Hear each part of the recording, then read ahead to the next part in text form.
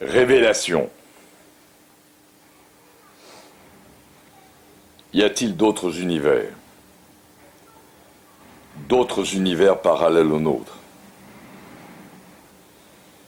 Après mûre réflexion, je crois bien qu'il en est ainsi. Parmi tous les êtres que nous croisons journellement, sur les trottoirs ou dans les cafés, sommes-nous vraiment sûrs qu'il ne s'agisse que d'individus de l'espèce humaine? En réalité, on ne peut le savoir. Ils peuvent très bien n'avoir qu'une physionomie humaine et des gestes humains, comme tout un chacun. Il est tout à fait possible qu'existent de nombreux univers fractals, que notre manière de fonctionner et notre vie extrêmement réduite ne nous permettent pas d'appréhender. Ce serait un peu comme des poupées russes imbriquées les unes dans les autres. Par conséquent, il ne serait pas étonnant que ceux qui disent avoir vu des ovnis les aient vus disparaître aussitôt comme par enchantement. Il serait simple pour une civilisation plus avancée de traverser des univers moins évolués. Vu sous cet angle, dans certaines civilisations disparues, telles que celle de l'ancienne Égypte, les pyramides, loin d'être ce que nous imaginons des tombeaux pour les pharaons, seraient peut-être des centrales d'énergie, à partir desquelles ceux qui possédaient la grande science pouvaient se déplacer vers d'autres univers. Les pyramides seraient des sortes de sas permettant de communiquer avec l'ailleurs, et tous les embaumements ne seraient alors qu'une consécration pour maintenir vivante l'image du pharaon. On peut penser que le livre des morts des anciens Égyptiens, comme le Bardo Thodol des Tibétains ou le Popol Vuh des Mayas, ne soit pas comme on l'imagine des livres techniques de passage, de ce monde vers un paradis ou quelque chose d'approchant, mais un guide de passage vers d'autres univers. Seuls les moines tibétains semblent avoir conservé cette science. Sont-ils conscients de cela?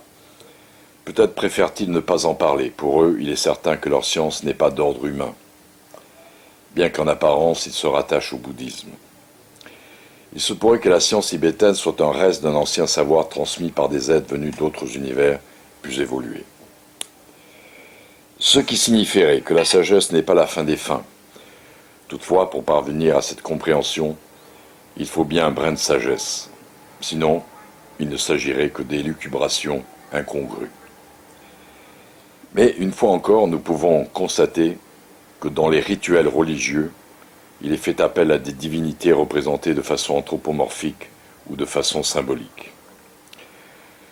Ne parlons pas du mystère de l'Eucharistie de la tradition chrétienne ou des Elohim de la tradition judaïque. Le Christ lui-même est déjà une énigme. Connaissons-nous le Jésus terrestre? Que savons-nous véritablement de sa personne? Les biographes nous parlent de son enfance, de sa retraite dans le désert, puis de son retour pour prêcher la bonne nouvelle. S'il en est ainsi, qu'a-t-il fait pendant ces 12 années? A-t-il fait son apprentissage chez les Égyptiens, les Chaldéens, les Esséniens ou autres? Ou bien serait-il passé dans un autre univers?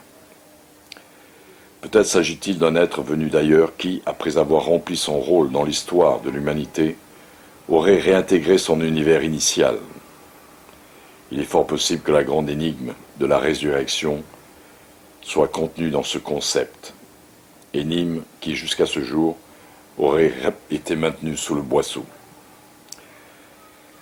Certes, le temps n'est peut-être pas encore venu pour ce type de révélation. Notre humanité doit probablement aller au bout de ses propres expériences. Si cela s'avérait exact, les implications seraient telles que notre monde subirait une véritable secousse.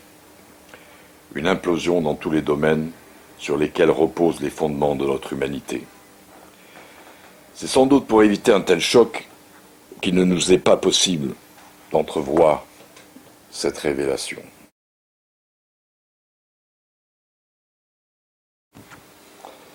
Alors, la question c'est pourquoi l'originel?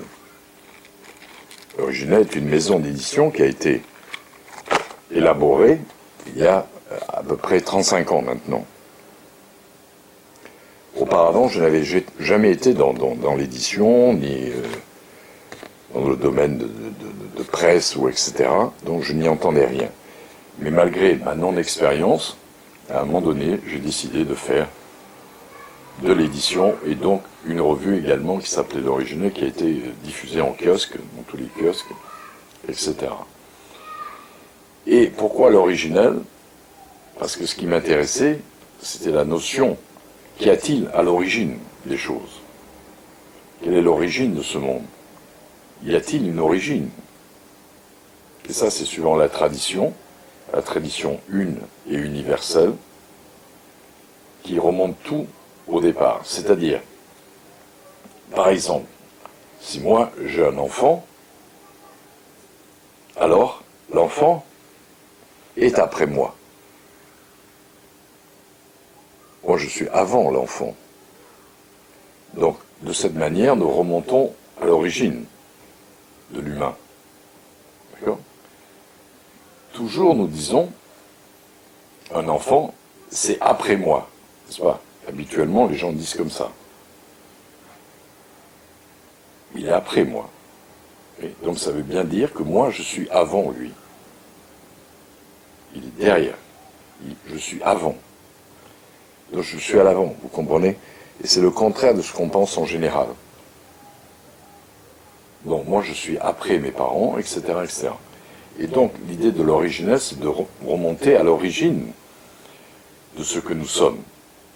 Et c'est ça la grande tradition, logiquement, qui fait que nous devons chercher, non pas le futur, mais l'origine des choses. De la même manière, les gens ont peur de mourir. Parce qu'ils ne savent pas qu'y a-t-il après la mort. D'accord? Mais la question qu'ils ne se posent jamais, c'est, au moment de leur naissance, qu'y a-t-il avant? Il est plus intéressant de chercher à savoir qu'y a-t-il avant que je naisse, que plutôt après que je meure. Mais les gens sont obsédés, ont la peur de la mort, et donc ils cherchent toujours à se rassurer, à savoir si derrière il y a un paradis, s'il y a un autre monde, un autre univers, etc., etc. Mais en réalité, la seule chose que nous ayons, c'est la peur. Et une chose qui est importante aussi, c'est qu'il y a la vie. La vie, c'est l'essentiel. Et surtout ma vie. Bien. Et ma vie ne dépend pas ni de la mort, ni de la naissance. Le contraire de la vie, ce n'est pas la mort. La mort, le contraire de la mort, c'est la naissance. Donc la vie n'a rien à voir avec la naissance et avec la mort. Et une fois qu'on a compris ça, alors ni la naissance ni la mort n'existent. Seule la vie est.